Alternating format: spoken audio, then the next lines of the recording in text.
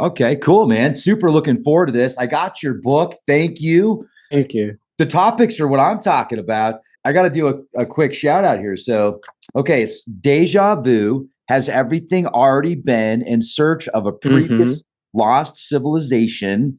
Alexander, how do you pronounce your last name? Czeszkiewicz. Czeszkiewicz? Yes, that's nice. Wow. I actually Czeszkiewicz. almost got it the first time. I'm just going to Yes. there. That's great. So Alexander, super great to speak with you. Last time we talked, you gave some very invaluable information. Now, what I like about the research that you're doing is you're looking into a multitude of topics, a multitude of aspects here. And I just want to jump right into this. So let's start at the beginning. Mm-hmm. Doom from the heavens. Tell us about that. Oh my. The stock markets are tanking right now. Buckle up, Buttercup. It's getting intense out there. You know what, though? Don't worry. Because they say it's going to be okay. They're here to help. Who? The government. They love you so much. No, I'm just joking, but I'm not joking about the stock market. The stock market is definitely taking a hit. And you know what? It's all about opportunity. So I don't know if you've got a 401 or an IRA that's connected and tied to stocks or the stock market. Maybe you don't even know what's going on with your 401 or IRA, but check it out. Gold has surged 48% in less than a year, doubling the gains of the NASDAQ and the S&P 500. This isn't just another rally. Global reserves are shifting, exposing cracks in the monetary system. Investors are losing confidence in paper gold and demanding physical metal, creating a massive gap between gold owed and gold that's available. And this isn't just about how institutions broke another system. It's about how you can profit from it. Right now, Noble Gold Investments has a limited supply of investment-grade gold bars and coins that are available. As banks scramble to fulfill their obligations, pushing gold prices higher, you can profit. Smart investors are already moving into physical gold, and Noble Gold Investments makes it easy for you to do the same. Right now, when you make a qualified investment with Noble Gold Investments, they will add a free 10th ounce solid gold coin to your order. Don't wait until it's too late. Visit noblegoldinvestments.com now and turn their panic into your profit. 1-877-646-5347. Let's get back to the presentation. Thank you. It's 5 p.m. right now, and it's spring is incoming, but still a few days ago it was snowing, so snow in April here is very, very rare. Same here. Well, not rare, but we've been getting snow. It's not as rare in Colorado, but where are you at? In Poland, Gdańsk. Wow. Poland just sounds cold. That's what people here think. Is it a cold place most of the time? I mean, is it 4 seasons? What do we got going on in Poland? Depends. I would say it's half of the year it's a bit cold, but the rest of the year is mild. It isn't extremely hot, which I don't like. Scorching hot all the time. I think it's tolerable, but still we have plenty of days, weeks, or even months full of sun and full of some heat. So are there mountains out there? What's the environment like? Yes. Yeah. Yes, we have mountains. I'm from Gdańsk. Now I'm recording in Gdańsk, which is near the Baltic Sea. So I'm on the northernmost part of Poland, but southernmost part is mostly mountains. We've got like high mountains, Tatra mountains, which are above 2,000 meters above the sea levels. I don't know how it is in your American, scale, but a little bit more than 2,000 meters above the sea level. And we have plenty of very, very old mountains. And it is a cool thing because from those areas with those very, very old mountains, we have one of the first example of sea creatures, like the first ever on Earth. So we've got some very, very old areas here in Poland too. Nice.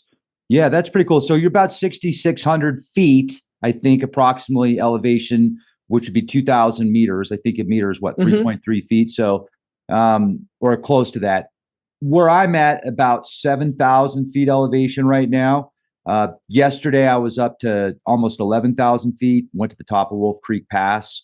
So that would be 5,000, about 3,000 plus meters, right around there. That's really cool, man. But anyway, enough about the elevation stuff. Let's get into this. So tell us about Doom from the Heavens. Where does that connect to the Younger Dryas event? What have you connected with that? Because that's where you start with your book.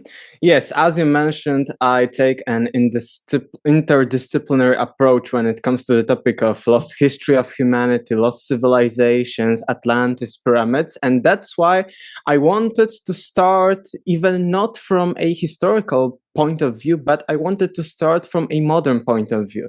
I wanted to check out what would happen if nowadays, with all the things that we have in our modern civilization, some type of catastrophe happened. So I looked into many areas of research, from physics to biology to geology and many more. And that's why I start with the Doom from the Heavens, and I try to answer this question that I first pointed out. What would happen if there was a sudden cataclysm now with all of the modern stuff?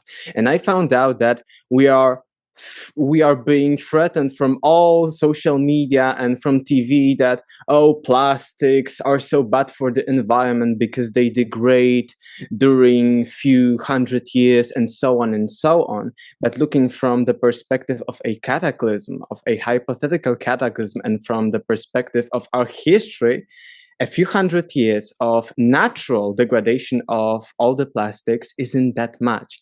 Imagine like most of the ancient civilizations, either the ancient Sumer, ancient Egypt, or ancient India, are about at least 5,000 years old. And now you are speaking that things from our modern civilization, including plastics, including other textiles, fabrics, because it is a very complicated topic. I wanted to show just a broad perspective of it.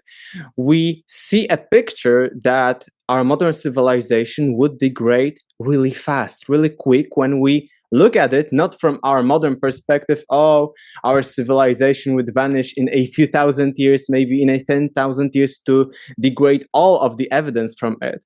But if we look, for instance, from the perspective of, let's say, human evolution, and we know that anatomically modern humans appeared about between 200,000 to 400,000 years ago, we see that just during this time period of anatomically modern humans, not to mention previous hominids or any other species that lived before us and that may have been intelligent, we see that it is very easy for a civilization to vanish almost completely from the face of our planet, and for us today to have almost no evidence from, let's say, 50,000 BC. If such a civilization back there existed. So as you mentioned, I started very broadly because I wanted to just show a different perspective, because we see, oh, we have archaeology, we have anthropology, we have so many remains of our ancestors, we have the pyramids, which are at least 5,000 or 4,000 years old. But if we look from a different perspective, we see that we have remains of natural materials like stone, like wood, like bones. But when we see the modern materials, which are highly mixtured and highly, let's say, complex and highly specialized, these kinds of materials are degrading much faster than, let's say, stone, because stone is just a natural thing. And we know that rocks, or we started with the mountains are degrading and eroding away through spans of hundreds of thousands of years, of millions of years, or even larger spans of tens of millions or even hundreds of millions of years. So that's why we have so many remains of some more primitive stuff. But I would say that if some more advanced things were already there, let's say 5,000 or 6,000 years ago, most of them, I do not say all of them, but most of them would be degraded up until nowadays. So that's why I started with that. And you mentioned Doom from the Heavens because I mentioned a few kinds of scenarios that could happen when it comes to such catastrophes, because I mentioned natural degradation, but of course any type of cataclysm involving some comet, some asteroid, or some other heavenly body that is hitting the earth with high velocity and with all of the high heat that is involved in that would, of course, quicken and speed up the process of degradation of our civilization, of the, of course, skyscrapers and stuff like that. So I mentioned a few kinds of scenarios to just show that it isn't only about comets that we know from history that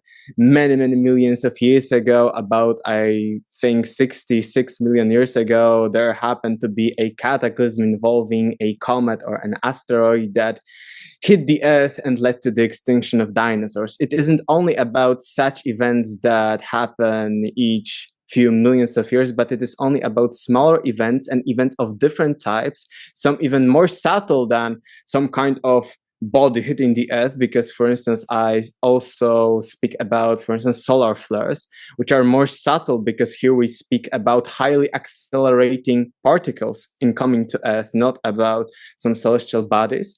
And I start with that to show that there are much more possibilities when it comes to catastrophes, to degradation of any type of civilization, and to how brittle our life and our civilization can be.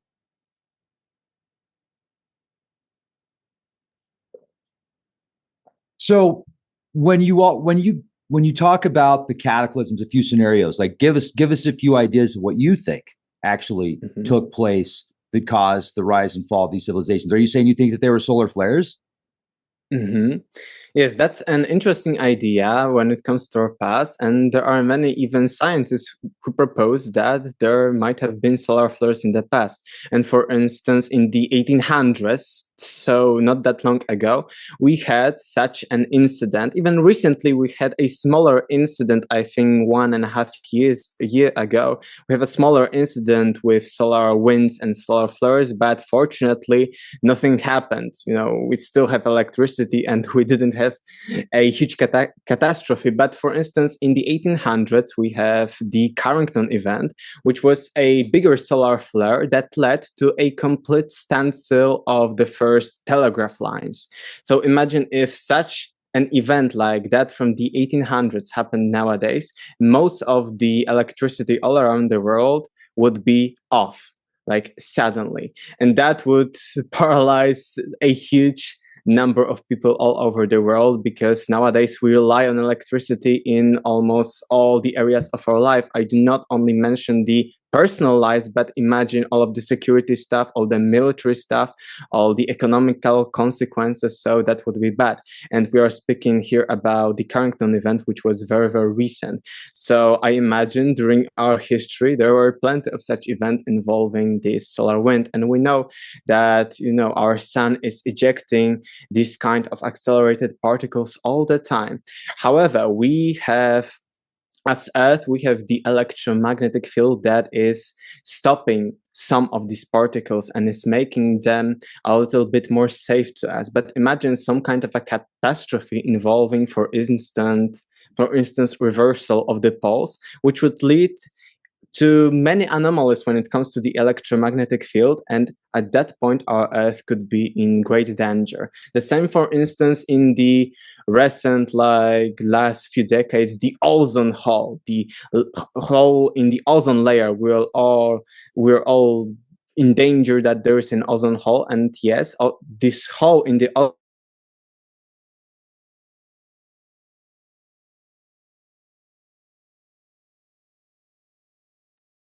You froze up right when you started talking about the hole in the ozone layer. You froze up. most part of the Earth in the North Pole. Time out. You would time out. You literally froze up when you said there's an ozone hole, and then it froze up.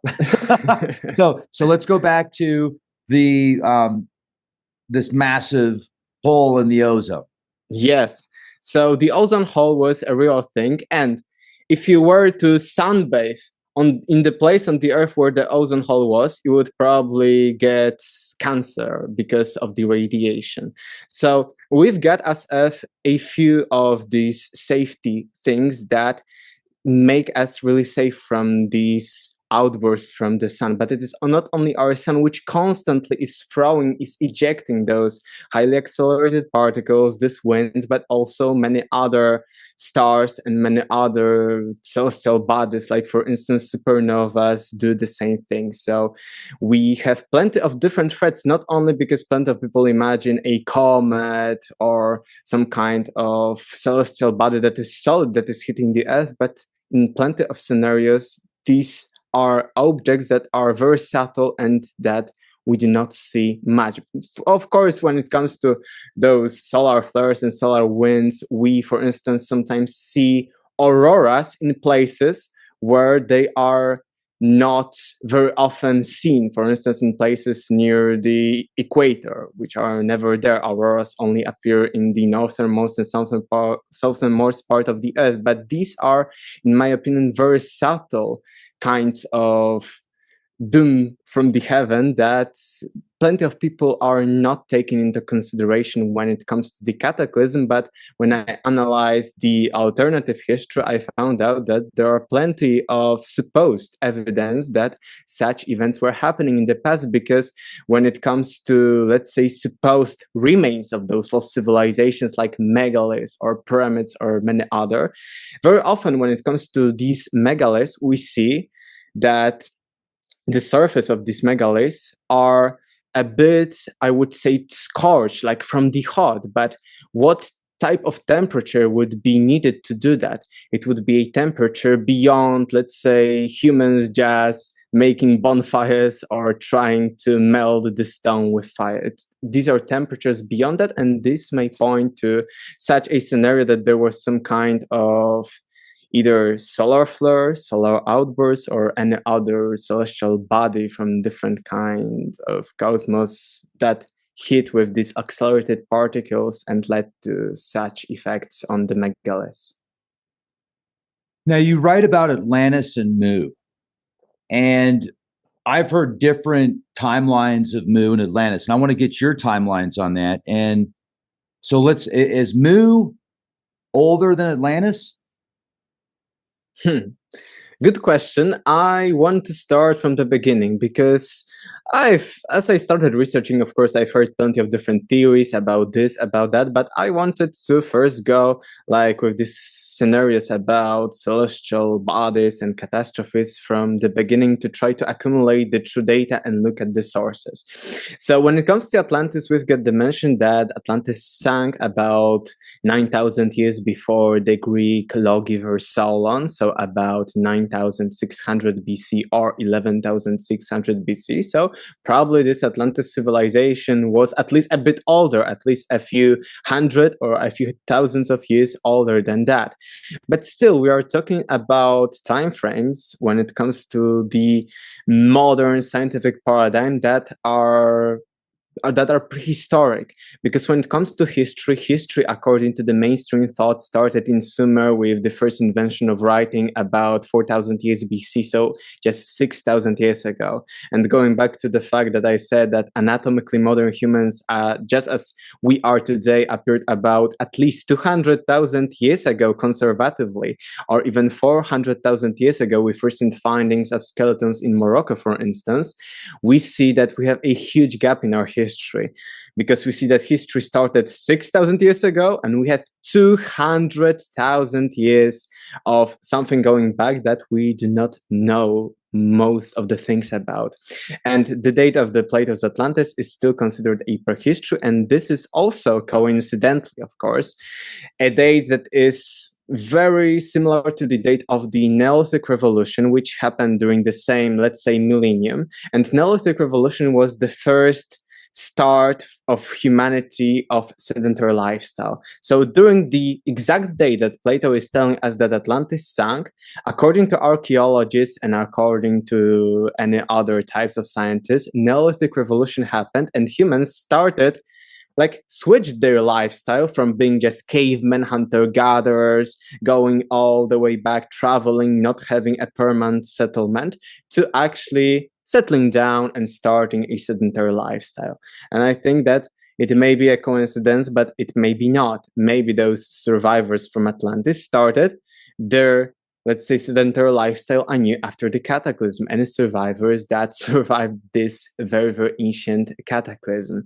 And when it comes to the Atlantis, we mentioned that it was 9,000 years before Solon, but you started from the doom from the heavens. And actually, according to Plato, it sank during a single night and day, and that's how Atlantis was destroyed. But this is just the part of the end of the dialogue Critias, and because this dialogue, which is one of the latest dialogues of Plato, ends abruptly with the destruction of Atlantis, which some skeptics point, oh, this proves that Atlantis story is just fake, that it was like a linguistic thing that Plato applied, that, oh, this dialogue ends with the destruction of Atlantis. But we do not know. Maybe it ends because the other part did not survive to our times. Maybe that. However, the fact that Atlantis sank is only from this last part of the dialogue. However, before that, we have a mention about how the story of Atlantis even appeared in the hands of Plato and how he knew about it. He knew about it from Solon, which was a few centuries before Plato, a very, very prominent Greek lawgiver. And Solon went traveling to Egypt, and at Egypt, those priests in Egypt said to Solon that your myth of Phaeton, because there is a Greek myth of Phaeton that involves Phaeton, son of Helios, taking Helios's, and Helios is of course the god of sun, Helios's flying chariot, and understeering it because he didn't know how to steer this chariot, and burning a huge part of the earth.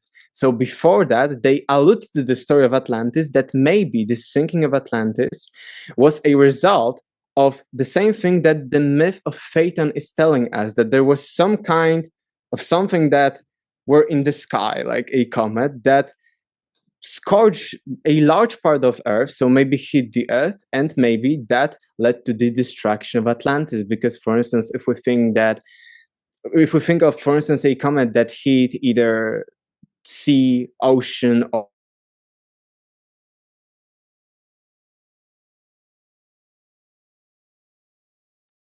Froze up again. This is weird, man. and I froze. Time out. Let's go back to the ocean. So sorry, I have everything connected here. I don't know, man. Maybe you're hitting on stuff that you shouldn't be talking about. Maybe it's swamp gas from Uranus. I don't know. But anyway, please continue. Back to the ocean. And then if this keeps happening, I'll turn my video off to maybe save bandwidth if I need to while you're talking, because it's just showing you anyway. Back to you.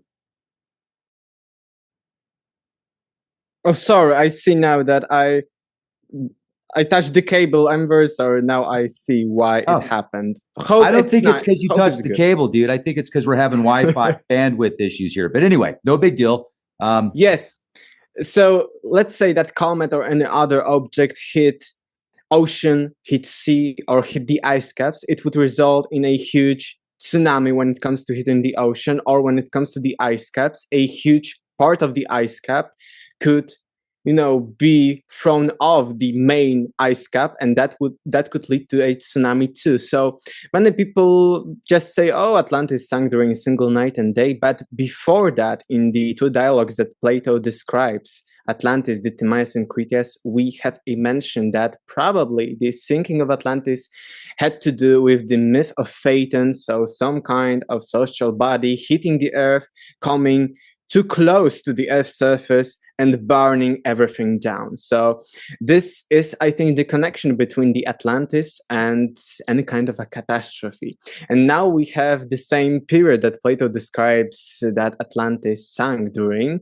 And this period is in geology called Younger Dryas. This is the exact same period that Plato describes the Atlantis sank. And this period is, of course, the end of the last ice age, because our Earth had plenty of different ice ages. They were cyclical. However, the last one, again, coincidentally ended during the same time period that Plato describes sinking of Atlantis, which is another coincidence.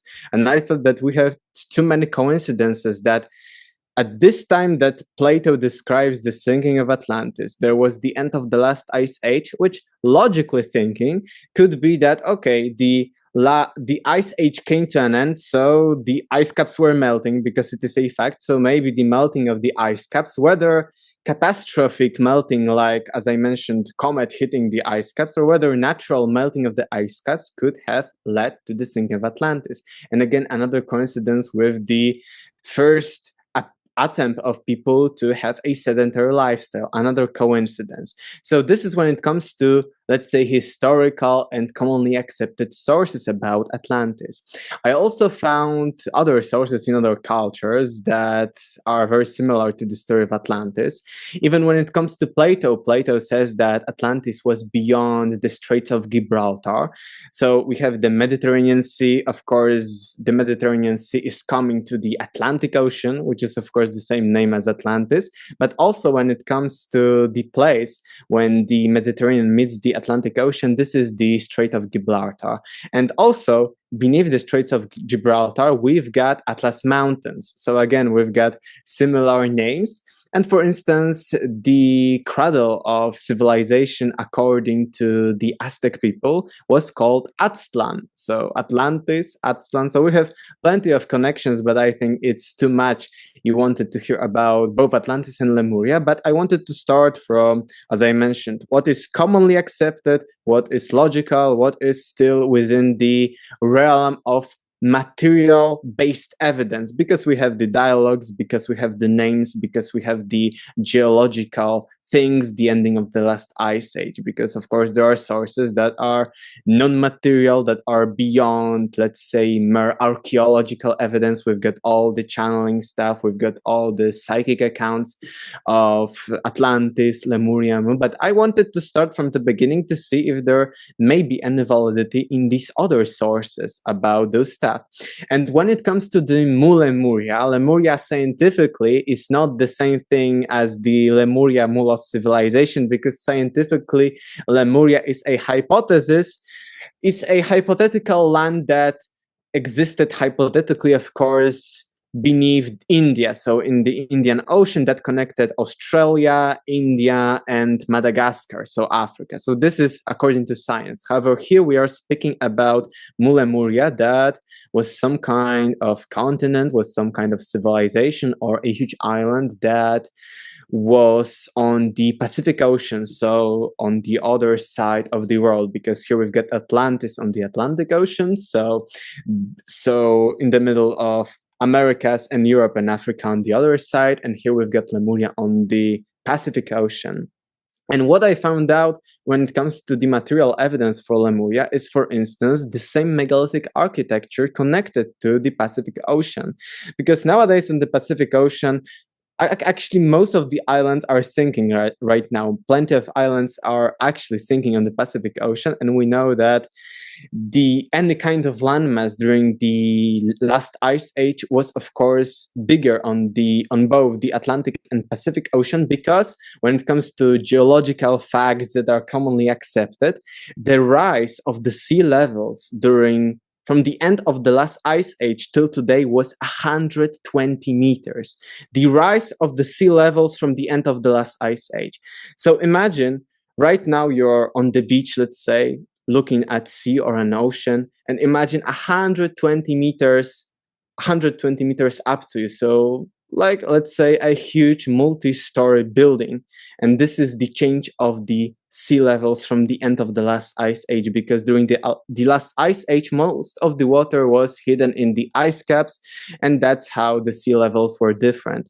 And we also know that because of the melting of the ice caps during the end of the last ice age, there sank a total amount of land of about modern North America. It is 25 million square kilometers, and I think America has 24 million square kilometers. So imagine that all over the world, of course, there sank during the end of the last ice age an area of modern North America. I do not speak about the United States of America, but an entire North America from Mexico to Alaska. So a huge amount of land. So after learning this fact, I thought that why we are saying, when it comes to the skeptics, that Atlantis couldn't have existed because it's impossible. Why? When it comes to such a huge area of sinking all over the world. The same when it comes to Lemuria. We have, for instance, some kind of ruins in, let's say, Nanmadol, because we have plenty of archaeological sites on the Pacific. In Nanmadol, we have some ruins that are partially submerged in the waters, which proves to us that actually there was some kind of sinking and that the sea level was below that and that people were living actually in this area much long before. However, when it comes to this, let's say, Lemuria land, plenty of sources I actually found, and when I was researching my book, were actually fake and were forgeries, which is very unfortunate. However, we have in the Mesoamerica side, mostly in the place where Mayas lived, we have plenty of tribes these tribes have actually some memories of people coming from both sides of the ocean, so both from the Atlantic Ocean, so we can say that these were the survivors of Atlantis, and from the side of the Pacific Ocean. And there are mentions that they have different totems, different types of things, that their attributes, let's say, some kinds of these things, which may point to me that actually there is some kind of truth in Lemuria. And of course, when it comes to the Pacific Ocean, there are plenty of Asian myths that are telling us that somewhere on the Pacific Ocean, there was some kind of civilization, some kind of people. But unfortunately, when it comes to Lemuria, plenty of supposedly ancient texts are forgeries. And I just want to beware everyone of people speaking about these sources to double check them, because it's very important. And I do not deny the existence of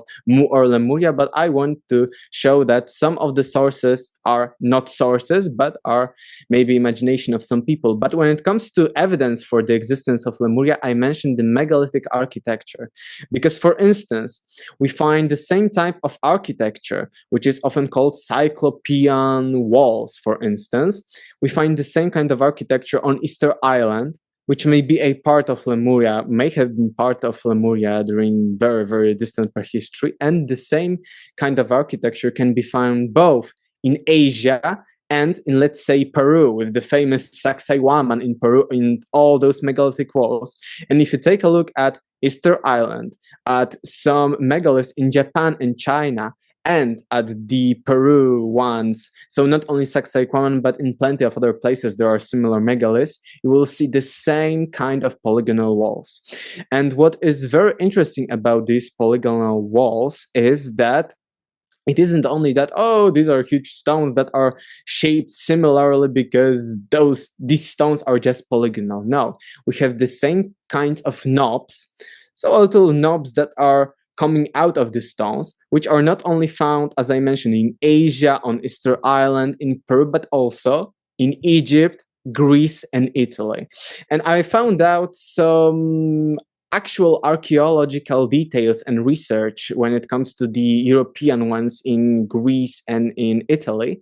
And I found out that actually these are the oldest ones. So these are the first kind of architecture that appeared when it comes to megaliths. So first there were the biggest boulders, then people started being, probably according to this theory, lazier and lazier. They started building with smaller blocks, smaller stones, and then finally they invented, for instance, bricks or just small brick and mortar stuff. However, it may be also the case that these are pre-Diluvian, pre-catastrophe, and these are the remains of those previous civilizations. And I think that it is the case, and I think it is not only connected to Lemuria, but any kind of lost civilization. In my opinion, this civilization was traveling all over the earth. And sorry that I'm going back and forth, but I think these are amazing things to actually talk about, because this may be connected to, for instance, anomalous maps found all over the world from different time periods that are showing us things that are not supposed to be there and that are not supposed to be within the area of knowledge of people that created these maps. We have the famous Puris maps, Orons Phineus maps. I talked all about maps in my book. I spent half of chapter when it comes to analysis of those maps. However, what is interesting, I won't comment on the Antarctica stuff, but what is interesting and what is a fact, most of these maps, and we have dozen or 20 plus of these maps show us the characteristic traits of Earth before the last ice age. Graham Hancock did an amazing job with cooperation with geologist Glenn Milne, and these geologists made a map of the world for Hancock of the sea levels rise during the end of the last ice age. And Graham Hancock compared the maps of, these are not only maps of the aforementioned Antarctica, but also maps of South America, maps of Asia, maps of India, maps of Africa. And he showed that these maps are showing us, for instance, some islands that are there described on these maps that sank during the end of the last ice age because of the aforementioned rise of the sea level. He shows us the characteristic traits that were there on the coastlines before the end of the last ice age. So I think it is not only that we think of Atlantis and Lemuria, maybe they were fighting each other. Even Plato is mentioning that Atlantis had such an ambition to dominate everyone in the prehistoric world. Plato mentions in his dialogues, Timaeus and Critias, that Atlantis had its sphere of influence in Egypt, in most of Europe, in Italy, and it was fighting with Athenians, prehistoric Athenians, about 10,000 to 11,000 years ago.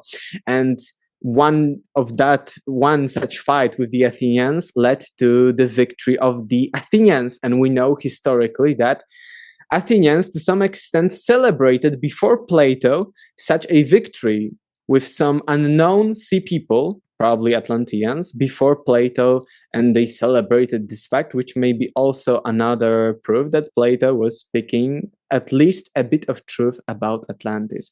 But I think that it isn't only about, saying, oh, this is Atlantis, this is Lemuria, it sank during a single night and day. No, it is about connecting these facts to show us that our history may be much older and that there were some kind of people, maybe not as advanced as are today, maybe not with space kind technology, but people who were able to create megalithic buildings, who were able to go and travel all over the world, and who were able to actually map the world with the coordinates that here, this is the coastline here, with a pretty good accuracy.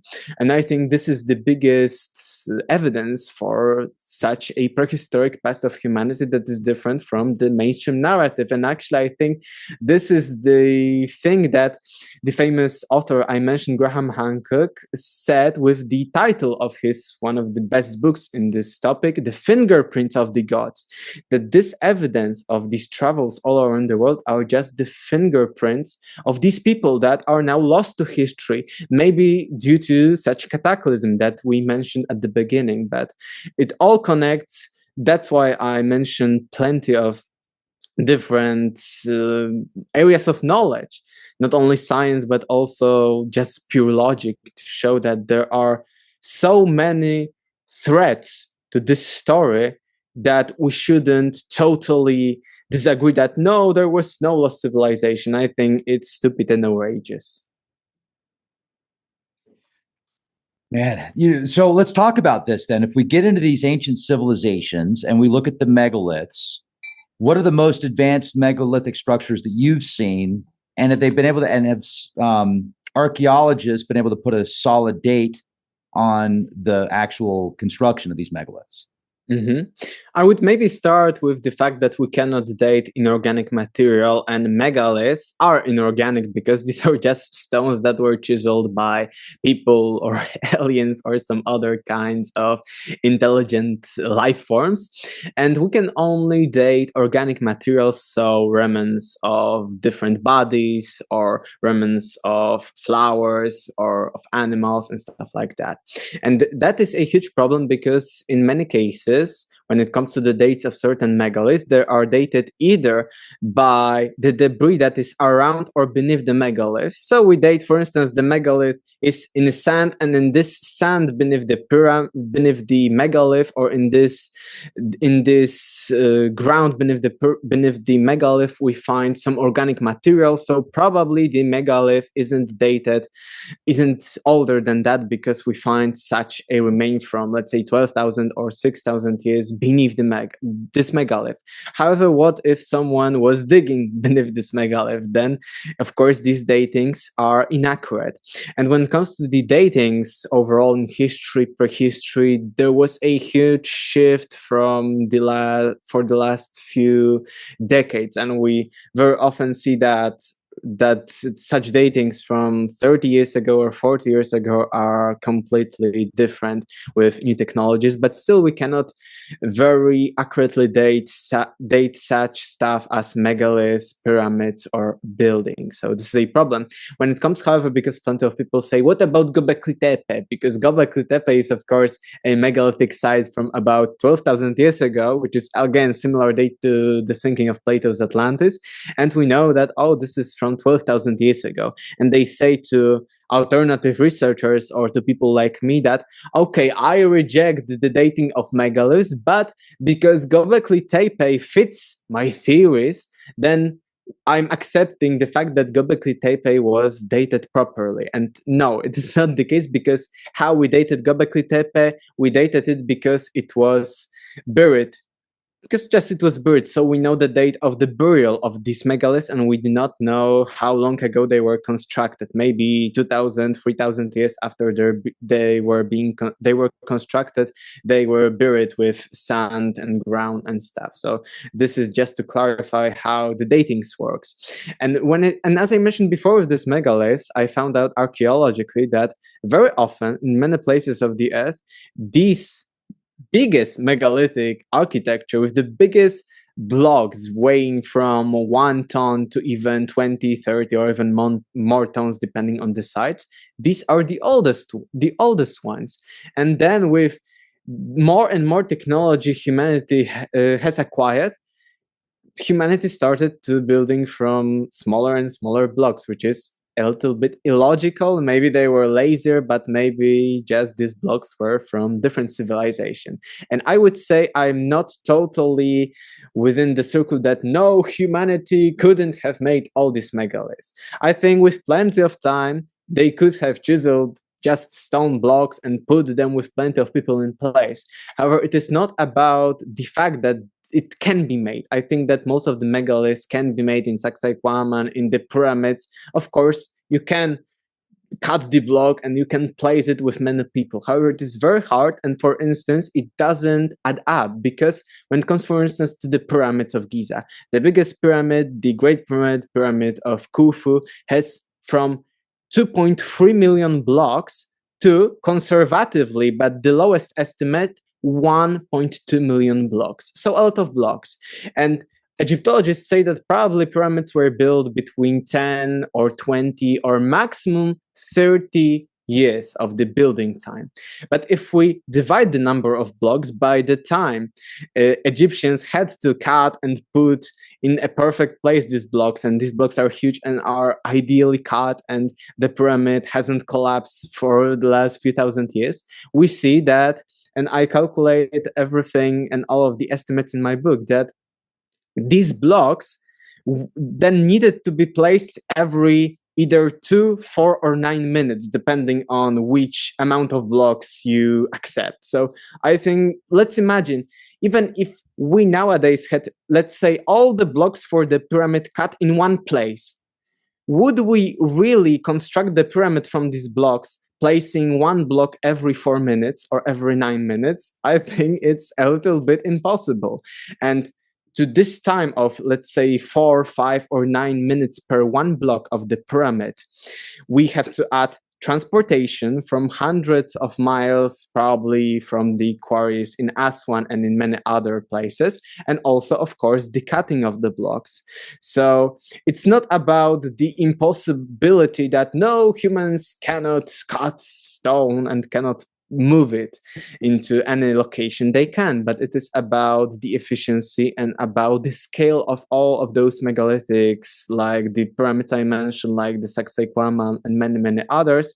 And in many cases, these blocks are placed in very high altitudes, like the famous Tiwanaku, which is near the highest located navigable lake, Lake Titicaca, and plenty of other megalithic sites are very high in the Andes. Even the famous Machu Picchu has fundamental core of the Machu Picchu is made from these huge cyclopean blocks, and then above these blocks are placed small blocks, probably by the true Incas. So this is all we need to have when it comes to the basis of the megaliths. And I think that it is possible to cut stone with even primitive tools, but it takes much longer time. And how are you placing these blocks every 4 or 9 minutes? I think it's impossible. Or maybe we'll find out by scanning the pyramids and scanning other blocks that maybe it is just a facade of the blocks and the interior is empty. Because we know, for instance, from the Giza pyramids that there are some empty spaces within the pyramids with sands, because people were probably, or people or any other kinds of beings who built the pyramids were lazy, and of course put some sand between the blocks to place less blocks. But still, these are enormous amounts of stone and work that maybe maybe I would say it took primitive people 100 years to build the pyramids, or 300 years, but not 10 or 20. All right, what a great conversation with Aleksander. If you want to listen to this in full, part 2, the unedited ad-free version is on our Patreon page, so jump on over to Patreon and have a most excellent day. Be the change you want to see, everybody. Thank you.